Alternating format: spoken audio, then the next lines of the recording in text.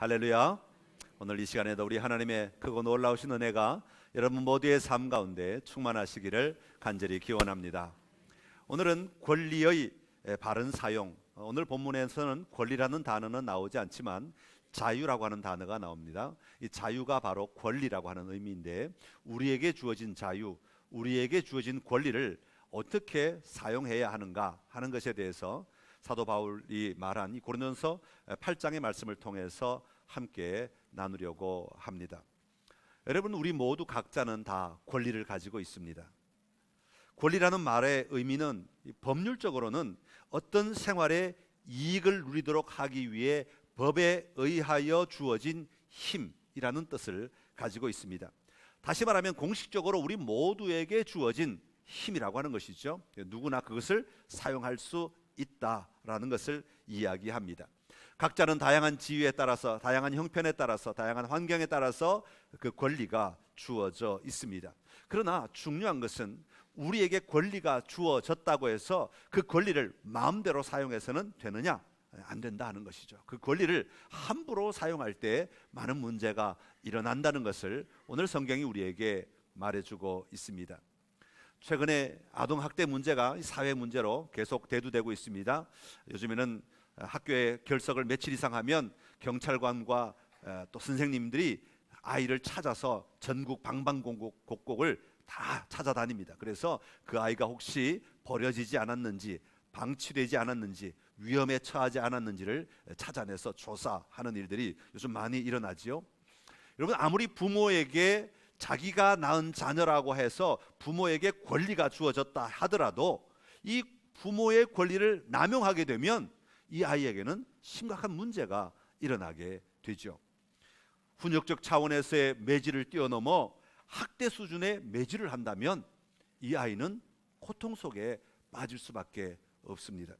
집 밖에 속옷 차림으로 한겨울에 신발도 신기지 않고 내쫓아가지고 수시간을 그렇게 헤매도록 만들어서 아이가 얼어가지고 그 몸이 병든다면 그것은 부모의 권리를 바르게 행사하는 것이 결코 아니라고 하는 것입니다. 심지어는 밥을 주지 않아 굶어서 길거리에 다니며 쓰레기를 주워 먹는 그런 아이로 만들어버린다면 그것은 결코 부모의 권리를 제대로 행사하는 자가 아니라고 하는 것을 이야기하고, 이런 경우를 가리켜서 남용이라, 그렇게 권리 남용이라 그렇게 부르는 것이죠. 경제적으로 형편이 좀 어려운 남자가 한 명 있었습니다. 그런데 이 남자는 몸이 불편한, 거동이 불편한 아버님을 모시고 살았습니다. 이 남자에게는 누나가 한 명 있었는데 이 누나는 이민을 가게 되었고 조그마한 집 한 채가 서울에 남겨지게 되었습니다. 그래서 이 남자는 아버지를 모시고, 경제적으로 연약하니까 아버지가 움직일 수 없으니까 그 집에, 누나 집에 거하게 되었습니다. 그런데 누나가 이민을 갈 때는 이 집에 거하라 그렇게 말을 해놓고는 3년이 지난 다음에 연락이 왔어요. 집을 빨리 비워달라, 내가 이 집을 가지고 돈을 바꿔야 되겠다, 이제 그렇게 생각을 한 거죠. 그래서 집을 비워달라고 요청을 하게 됩니다. 이 남자는 사정을 합니다. 누나, 내가 매월 월세를 꼬박꼬박 낼 테니까 제발 이 집에 아버지와 함께 있게 해달라고 요청을 합니다. 그때 이 누나는 그러면 월세를 받고 내가 너로 하여금 있게 하겠다 그렇게 약속을 하고, 월세를 못 낼 시에는 쫓겨나야 된다 약속을 하죠. 그런데 이 남자가 벌이가 시원치 않다 보니까, 아버님을 늘 모시다 보니까, 하루 종일 모셔야 되다 보니까 일을 마음대로 할 수가 없어서 이 월세를 꼬박꼬박 누나에게 보내지 못하게 됩니다. 그래서 누나가 이 동생을 걸어서 소송을 하게 된 겁니다. 집을 내달라는 것이죠. 대법원까지 올라갔습니다. 대법원의 판결이 이렇습니다. 대법원 재판부는 딸도 부양의 의무가 있는데 곤란에 처한 아버지와 남동생을 상대로 집을 비우라고 청구하는 것은 인륜을 파괴하는 행위로 권리 남용에 해당한다, 그렇게 판결을 한 겁니다.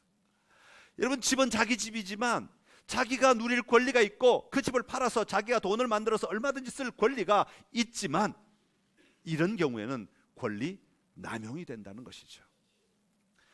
여러분, 이런 법적으로 권리 남용을 규정하는 일들도 많이 있지만 일반적으로 우리가 살아가면서 우리에게 주어진 다양한 권리가 있습니다. 우리 교회 안에서도 다양한 권리가 있고 세상 속에서도 다양한 권리가 있는데 이 권리를 바르게 사용하지 못하고 자기 주장만 하게 되는 경우도 많이 있다는 것이죠.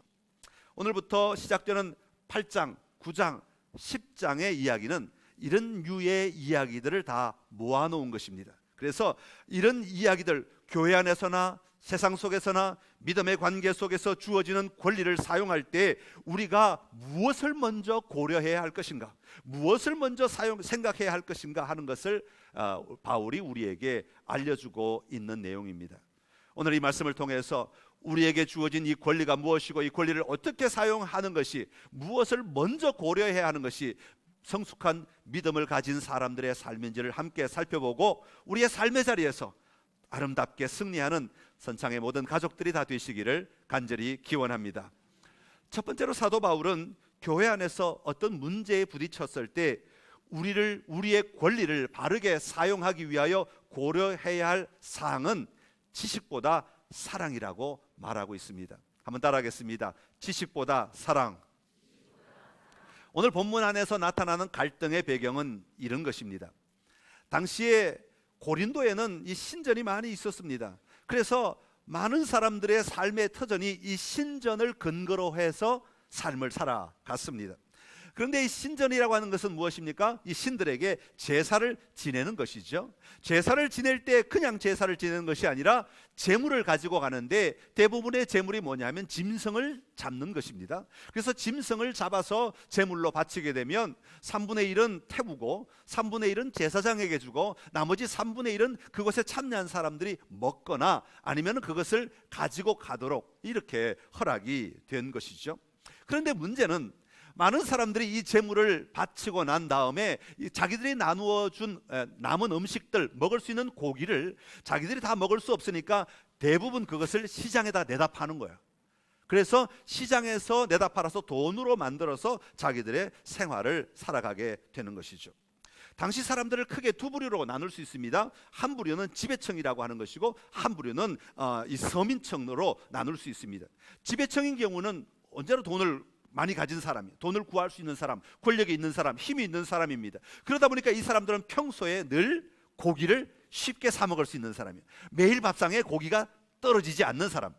우리 한 60년대 생각하시면 되겠어요. 60년대 우리 밥상에 고기가 떨어지지 않는 집, 그런 집과 고기를 먹으려도 먹을 수 없는 가정, 서민층, 일반층, 그저 소가 한번 수영하고 아니면 그냥 강을 건너듯이 건너가고 지나간 물에다가 무를 잔뜩 집어넣어가지고 이게 소고기국이다 하고 주면 그냥 먹을 수밖에 없는 그런 삶을 사는 가정, 이렇게 나눌 수 있다는 것이죠. 그러니까 이 지배층들은 언제나 고기가 먹고 싶으면 고기를 사 먹기 때문에 자기 돈으로 고기를 사 먹고 아니면 자기 집에 있는 고기를 짐승을 잡아가지고 고기를 먹기 때문에 문제가 되지 않아요. 그런데 서민층의 경우는 달랐다는 것이죠. 서민층들은 언제나 이렇게 공개된 축제 아니면 제사에 참여하지 않으면 고기를 먹을 기회가 없었다는 것이죠. 그러기에 신전의 축제에 참여하여 고기를 먹는 것이 자기들에게나 우리 그리스도인의 입장에서 자신들에게나 가족들에게 이게 대단한 유혹이 아닐 수가 없었던 것이죠. 이런 경우에 그리스도인들은 분명한 선택을 해야만 했던 것입니다. 우상에게 바친 고기를 먹을 것인가 말 것인가. 그리고 시장에서 고기를 살 때 이 고기의 출처가 어디냐를 물을 것인가 말 것인가. 왜? 물어보면 대부분의 고기가 신전에서 나왔기 때문에 물어볼 것인가 말 것인가. 아니면 이웃이 잔치를 벌일 때 대부분의 잔치는 어디서 했냐면 이 신전에서 했어요. 제사를 드리면서 거기서 잔치가 벌어졌어요. 그러니까 우리 같은 경우는 옛날에 마을에서 장례식이 나거나 결혼식이 나면 온 동네 잔치가 벌어지듯이 우리는 다 그때는 마당에 있는 집에서 많이 했지만 이 고린도 지역은 신전에서 대부분 했어요. 그러니까 이웃집의 잔치에 참여해서 그 음식을 먹을 것인가 말 것인가 굉장히 고민이 되는 거예요. 왜? 대부분의 음식은 다 어떻게? 제사를 드렸던 음식이기 때문에, 신에게 바쳤던 음식이기 때문에 이 문제에 대해서 그리스도인들이 고민을 하지 않을 수 없게 되었던 것입니다. 그런데 문제는 고린도 교회 교인들이 우상에게 바친 제물에 대하여 교회 안에서도 똑같은 생각을 하지 않았다고 하는 것입니다. 교회 안에 오늘 본문에 보면 두 부류의 사람이 있다고 이야기합니다. 그 첫 번째 부류는 강한 사람이고 또 한 부류의 사람은 약한 사람으로 분류하고 있습니다. 오늘 성경에는 약한 사람이라는 말만 나오는데 그 상대적인 의미도 함께 나오기 때문에 제가 이 강한 사람이라고 말씀을 드립니다. 강한 사람과 약한 사람으로 나눌 수 있습니다. 강한 사람은 어떤 사람을 강한 사람이라고 말하느냐 하면 1절에 나오는 대로 지식이 있는 사람들을 강한 사람이라고 말합니다. 어떤 지식이 있는가 하면 이 고기를 먹어도, 재물을 먹어도 그게 우리의 삶에, 우리 영적인 삶에 아무런 영향력도 끼치지 않는다. 다시 말하면 제물로 바쳐진 고기를 먹어도 귀신이 우리를 공격하거나 사탄이 우리를 공격하거나 그러지 않는다 라고 말하는 사람들입니다. 왜냐하면 그들이 가지고 있는 지식은 뭐냐 하면 그들이 섬기는 우상은 그냥 돌덩이거나 나뭇가지에 불과하기 때문에 그런 것들에게 자기들이 아무리 신이라고 말하고 제물을 바쳤어도 그것은 신이 아니기 때문에 그 뒤에 영향력을 행사하는 존재가 아무것도 없기 때문에 그 고기를 먹어도 괜찮다 라는 지식을 가지고 있는 사람들, 이런 사람들을 교회 안에서 강한 사람들이다 그렇게 불렀던 것이죠. 그런데 약한 사람들은 달랐습니다. 약한 사람들은 어떤 사람들을 약한 사람들이라고 불렀냐 하면 과거에 예수님을 믿기 이전에, 그리스도를 알기 이전에 이 제사를 늘 드리던 사람들, 삶의 자리에 너무 힘들고 어려우니까 늘 신전에 가서 제사를 드리던 사람들이에요. 여러분, 제사를 드리던 사람들의 입장에서 한번 생각을 해보십시오. 제사를 드릴 때 저건 돌멩이야. 그런데 막 제물을 갖다 바치고 제사를 드리겠습니까? 저건 그냥 나무 가지에 불과해. 그런데 제사를 드리고 막 제물을 바치겠습니까? 그러지 않지요. 그 돌멩이를 향하여 절하고 또 제사를 드리지만 그게 분명히 뭔가 힘이 있다라는 것을 믿기 때문에 제사를 드리지 않았겠어요? 그런데 이 약한 사람들은 그때 자기들이 과거에 제사를 드릴 때 가졌던 그 마음, 그 정성, 또 그들을 괴롭혔던, 그들을 억눌렀던 그런 힘의 원리, 논리들을 그 여전히 예수님을 믿고 났는데도 완전히 다 없애지 못한 거예요. 와, 우리가 저 제물을 먹으면, 우리가 저 고기를 먹으면 저 신전에 있는 신이 우리를 괴롭히면 어떡하지? 하는 염려를 여전히 가지고 있는 사람, 이런 사람들을 약한 사람이라고 그렇게 표현하고 있는 것이죠. 자기들이 섬겼던 그 우상이 여전히 힘이 있다고 믿고 있기 때문에 그들에게 바친 음식을 절대로 먹어서는 안 된다라고 말하는 사람들이 바로 약한 사람들이라고 하는 것입니다. 그게 바로 1절에 나오는 질문입니다. 그런데 그 질문에 대하여 사도 바울은 이렇게 대답합니다. 1절 끝에 보면 이렇게 말합니다. 지식은 교만하게 하고 사랑은 덕을 세운다. 마치 동문서답하는 것 같은 그런 대답인데, 이 대답은 참으로 지혜로운 대답이 아닐 수가 없습니다. 사도 바울은 말합니다. 지식 있는 사람 너희들 그렇게 말하는 것 그래, 맞아, 그건 옳아. 그 너희들이 가지고 있는 지식은 정당해, 맞아. 그러나 그것보다 더 중요한 것이 있다면, 너희가 가진 지식을 선포하고 주장하는 것보다 더 중요한 것이 있다면 바로 사랑이다 라는 것을 이야기하고 있는 겁니다. 지식은 우리를 교만하게 만듭니다. 우리를 부풀게 만들고, 우리를 하여금 헛된 바람이 허파에 들어가는 것처럼 막 우리를 이렇게 어깨를 피게 만들고 권력을 부리게 만들고 우리로 하여금 다른 사람을 낮게 보게 만드는 그런 힘이 있다. 사도 바울은 그렇게 말하는 겁니다. 교만하게 만든다는 것이죠. 그러나 사랑은 오히려 덕을 세움으로 말미암아 세워가고 빚어가고 완성해 나가는 도구로 쓰일 수 있다라는 것을 이야기하고 있습니다. 여러분, 이건 사도 바울 이야기만이 아니죠. 구약에서부터 계속된 이야기입니다. 예수님께서도 말씀하신 이야기입니다. 그것은 바로 하나님의 사랑과 이웃을 향한 사랑에 대한 이야기인 것이죠. 1절에 보면 사랑은 덕을 세운다 그렇게 말합니다. 덕은 누구에게 세우는 것입니까? 이웃들에게 세우는 것이죠. 우리가 오히려 그런 사람, 약한 사람들에게 사랑으로 나아간다면 그 사람들을 더 포용하고 끌어줌으로 그들의 믿음이 자랄 수 있도록 만들어주는 힘이 있다라는 것이죠. 그러니까 이것은 이웃사랑을 가리키는 것입니다. 그리고 3절에 보면 하나님을 사랑하는가를 말하고 있는 것입니다. 그래서 우리가 이 제물로 말미암아 정말로 먼저 고려해야 될 것은 하나님을 사랑하고 있는가 하는 부분을 먼저 우리가 보아야 한다고 하는 것이죠. 그래서 우리가 이 제물을 먹음으로 말미암아, 이 음식을 먹음으로 말미암아 하나님께 영광이 되는가 아닌가, 내가 이 고기를 먹음으로 말미암아 다른 그리스도인들에게 도움이 되는가 아닌가, 아니면 이것 때문에 다른 사람이 상처를 받는가, 이것들을 먼저 볼 수 있는 눈이 우리에게 있어야 한다는 것을 가르쳐주고 있는 것이죠. 아까도 말씀드렸습니다만 8장, 9장, 10장은 다 연결된 말씀입니다. 주제가 조금씩 다를 뿐이지 같은 맥락의 이야기들입니다. 그러니까 이 8장, 9장, 10장의 결론은 이 10장 마지막 부분에 나와 있습니다. 오늘 이 문제, 우상의 제물을 먹는 문제의 결론도 10장에 나와 있는데 10장 23절에 보면 이렇게 말합니다. 모든 것이 가하나 모든 것이 유익한 것이 아니요, 모든 것이 가하나 모든 것이 덕을 세우는 것이 아니다. 사도 바울은 그렇게 말합니다. 그러면서 그렇기 때문에 우리 그리스도인의 삶은 언제나 어떤 것을 추구하는 삶이 되어야 하느냐 하면 고린도전서 10장 31절의 말씀처럼 그런즉 너희가 먹든지 마시든지 무엇을 하든지 다 하나님의 영광을 위하여 하라, 그렇게 권면하고 있는 것입니다. 사랑하는 성도 여러분, 우리는 흔히 그리스도인의 기준을 술, 담배를 하느냐 안 하느냐에 둘 때가 많이 있습니다. 그런데 사실 예수님을 믿지 않는 사람들 가운데도 술, 담배 안 하는 사람들 많이 있습니다. 그러니까 우리가 술, 담배를 하느냐 안 하느냐가 그리스도인이냐 아니냐를 판단하는 기준은 아니라는 말이죠. 그러나 그것이 결코 우리의 신앙의 기준이 될 수 없습니다. 우리의 신앙의 기준은 그 행위보다 더 앞선 기준이 있다는 것입니다. 이게 오늘 본문이 말하고 있는 거죠.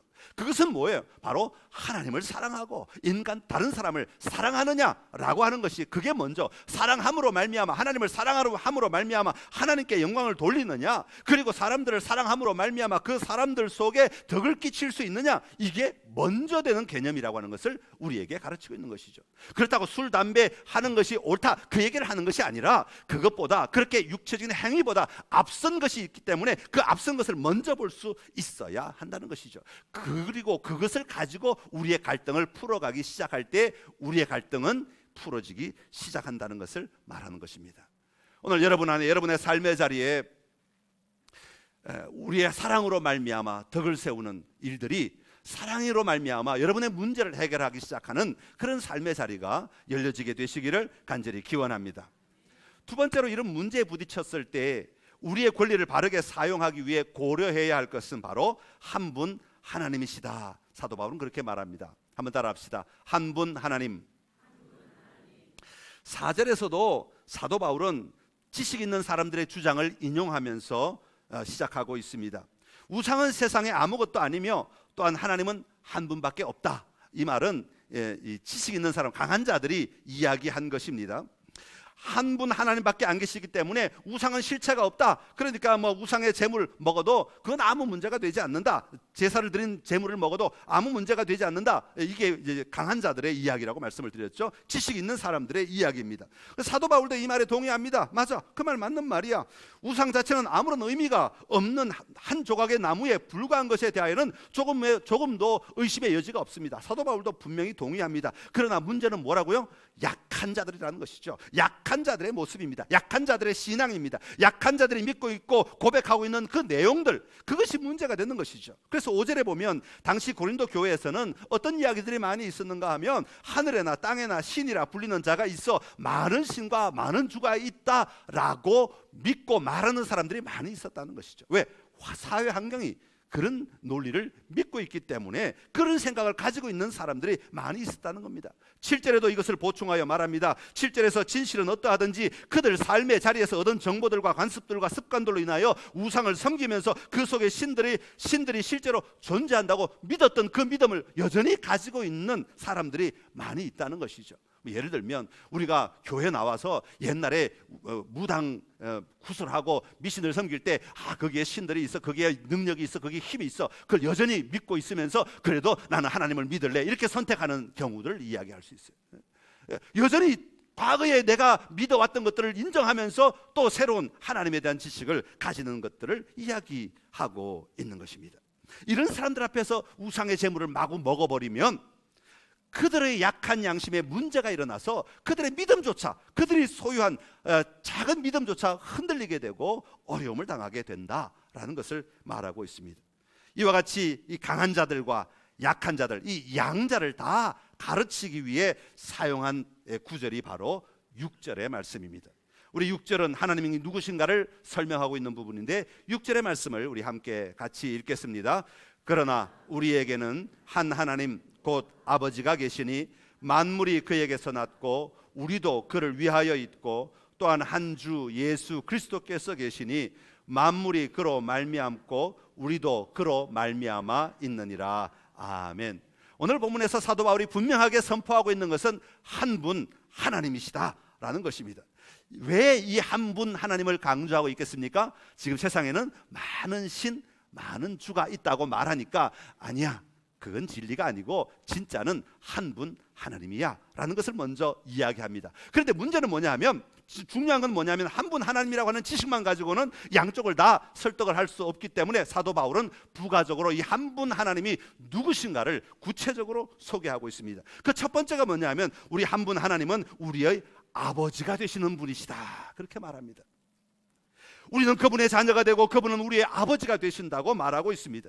이것은 관계를 이야기하는 것이죠. 세상의 신들과는 전혀 다른 차원의 개념을 이야기하고 있는 것입니다. 시편 89편 26절에 이렇게 말합니다. 우리 한번 같이 읽겠습니다. 그가 내게 부르기를 주는 나의 아버지시요 나의 하나님이시요 나의 구원의 바위시라 하리로다. 아멘. 고린도후서 1장 3절에서도 이렇게 말합니다. 같이 읽습니다. 찬송하리로다. 그는 우리 주 예수 그리스도의 하나님이시요 자비의 아버지시요 모든 위로의 하나님이시며. 아멘. 여러분, 내가 믿는 하나님이 나의 아버지가 되신다는 것은 저 멀리 계시는 그저 숭배의 대상인 존재가 아니라 나와 친밀하게 나와 함께 교제하시며 내 안에 임하신 하나님, 관계를 맺고 있는 하나님이라는 사실을 사도 바울은 알려주고 있는 것입니다. 여러분이 믿는 하나님이 여러분의 아버지가 되심을 믿고 살아가시기를 간절히 기원합니다. 또 하나는 그분은 우리의 창조주가 되신다고 사도 바울은 가르치고 있습니다. 6절에 보면 만물이 그에게서 나왔다, 그렇게 말하고 있습니다. 세상의 모든 것이 하나님으로부터 나왔다, 이 말은 하나님이 창조하셨다라는 것이죠. 여러분, 이것을 왜 중요하냐면 당시에 헬라 문화의 그리스의 신들은, 우리 그리스 신화, 헬라 신화 보시면 아시겠지만 그 신마다 자기 영역이 따로 있어요. 농사의 신, 바다의 신, 뭐 번개의 신, 그렇죠? 그 이름들이 다 따로따로 있죠. 그처럼 당시 그들이 섬기던 신들은 자기의 제한된 영역이 있었어요. 그런데 그들이 알고 있는 신의 개념은, 그런데 사도 바울은 하나님은 그렇게 지역적인 하나님, 제한된 하나님이 아니라 천지 만물을 지으신 창조주 하나님이시다. 다시 말하면 너희가 믿고 있는 그런 하나님의 개념, 신들의 개념, 그것은 조각조각 너희들이 그냥 만들어낸 조각에 불과한 것이, 이 모든 것들을 다스리는 참신이 계시는데 그분이야말로 창조주 하나님이시다 라는 것을 가르쳐주고 있는 겁니다. 그리고 세 번째는 한 주 예수 그리스도께서 계신다, 그렇게 말씀하고 있습니다. 지금 6절의 말씀을 나누어서 설명드리고 있는 겁니다. 우리의 유일한 주님은 바로 예수 그리스도이시다.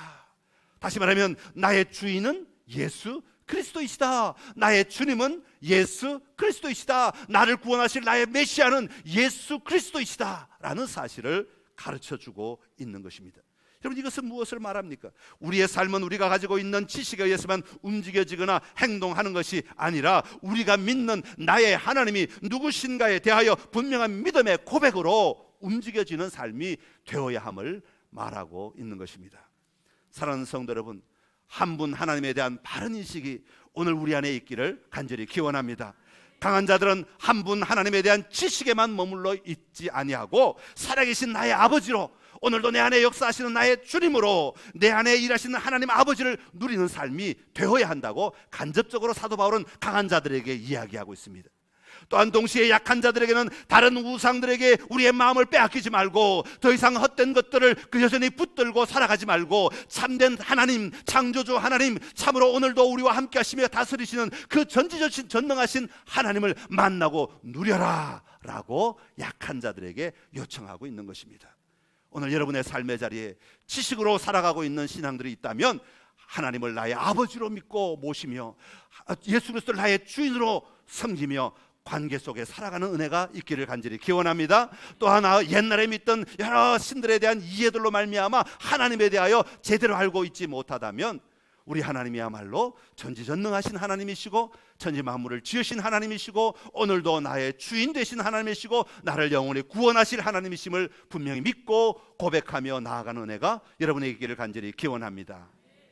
마지막으로 이런 문제에 부딪혔을 때 우리의 권리를 바르게 사용하기 위해 고려해야 할 사항은 약한 사람들, 그들 모두가 다 그리스도께서 위하여 죽으신 우리의 형제라고 하는 사실입니다.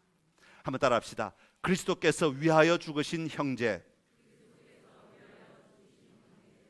오늘 8절에서 사도 바울은 음식을 먹고 안 먹고 이것 때문에 우리를 하나님 앞에 세우는 것이 아니다, 그렇게 말합니다. 이 말은 뭐냐 하면 오늘 내가 어떤 음식을 먹음으로 말미암아 하나님의 심판대 앞에 설 수 있고 못 쓰고 그걸 결정하는 게 아니라, 오늘 내가 먹는 음식 때문에 우리가 하나님 앞에 서고 안 서고를 결정하는 것이 아니다, 그런 이야기입니다. 우리가 어떤 음식을 먹고 안 먹고에 따라서 하나님이 우리를 칭찬하시고 칭찬하시지 않는다, 그런 이야기가 아닙니다. 또 하나 또 말하는 것은 우리가 먹지 않는다고 해서 더 못 사는 것도 아니고 먹는다고 해서 더 잘 사는 것도 아니다, 그렇게 이야기합니다. 다시 말하면 먹는 것, 음식 그 자체로는 아무 일도 일어나지 않는데, 중요한 것은 그 음식 때문에 형제들을, 다시 말하면 예수님께서 십자가에 달려 죽으시기까지 사랑하신 그 형제를 넘어뜨리는 것이야말로 진짜 우리가 조심해야 할 문제다, 우리가 관심을 가져야 될 사항이다, 그렇게 이야기하는 것이죠. 그래서 음식을 핑계로 강한 자들이 약한 자들을 어렵게 만들고 곤란에 빠뜨리게 될 때는 과감하게 자기에게 주어진 권리, 다시 말해 오늘 성경에는 자유라고 말하는데 그 자유를 내려놓을 수 있는 용기까지 너에게 있어야 한다, 그렇게 말하는 것이죠. 우리의 자유를 좀 내려놔도, 우리의 권리를 좀 내려놔도 우리가 망하는 건 아니다. 나에게 중요한 것은 그리스도께서 위하여 죽으신 그 형제를 살리는 것이 더 중요하고 더 귀한 것이다 라는 것을 우리에게 이야기하고 있습니다. 그러면서 사도 바울은 로마서에서 이렇게 말합니다. 로마서 14장 17절의 말씀인데 우리 한번 같이 읽겠습니다. 하나님의 나라는 먹는 것과 마시는 것이 아니요 오직 성령 안에 있는 의와 평강과 희락이라. 아멘. 여러분, 하나님의 나라는, 오늘 우리가 그 나라에서 뭘 먹을까? 우리 그런 얘기 자꾸 하죠. 하나님 나라 가면 금으로 된 집이 있고 황금집이 있고 다이아몬드 길이 있고 뭐, 그러니까 세상에서 없는 거 그게 다 누릴 수 있으니까 걱정하지 말라. 이슬람이 얘기해. 이슬람. 너희가 죽으면 하늘나라 가면 여자들이 막 처녀들이 7명이 쫙 대기하고 있고, 그래서 자살 폭탄 해가지고 탁 죽어. 그럼 하늘나라 가면, 그런 개념 아니에요. 하나님의 나라는 먹는 것과 입는 것 이런 것이 중요한 것이 아니라, 하나님의 나라는 그런 것 가지고 판단하는 나라가 아니라, 하나님의 나라는 그런 것이 중요한 것이 아니라 의와 평강과 희락이라. 하나님으로 말미암아 함께 살아갈 때 참된 기쁨이 있느냐, 참된 의가 있느냐, 참된 자유가 있느냐, 참된 평화가 있느냐, 이것을 보여줄 수 있어야 한다고 하는 것이죠. 여러분, 하나님의 나라를 살아가고 있는 오늘 우리 교회도, 여러분 이 교회 안에서 음식 때문에 싸우고 국수를 먹을 것이냐, 밥을 먹을 것이냐, 깍두기를 먹을 것이냐, 이것 가지고 싸울 필요가 없다는 거예요. 그것 가지고 서로 물고 늘어질 필요가 없다는 거예요. 왜? 교회의 목적은, 교회가 존재하는 이유는 그게 아니라, 그거는 도와주기야 부수적으로 하는 것이지, 그게 주가 아니라, 그것 때문에 서로 정죄하고 판단하고 싸우고 멱살 잡고 소리 높일 이유가 하나도 없어요. 교회에는 그럴 이유가 하나도 없어요. 교회는 그런 것 때문에 여러분 싸울 이유, 어느 자리에 앉을 거냐, 그것 때문에 싸울 이유가 하나도 없어요. 교회는 그런 존재가 아니에요. 교회는 의와 평강과 희락이라.